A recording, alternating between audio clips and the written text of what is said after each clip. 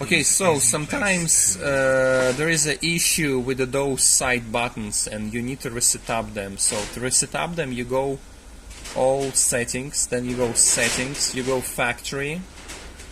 When you press factory, you have to enter the password, which one is 123456. You press confirm, and after that you need to find settings called touch area key. You press it, then you press start, you press clear, you press stop, and then you go to the position and make sure that in the position you have it on the left, because the button's on the left.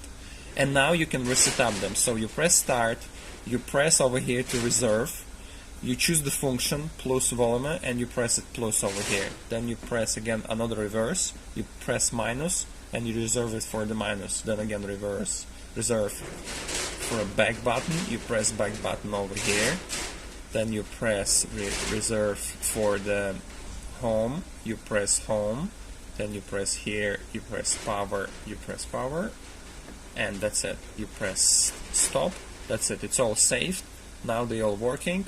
Sometimes they can get reset, you just reset up them and it's all working fine. Thank you.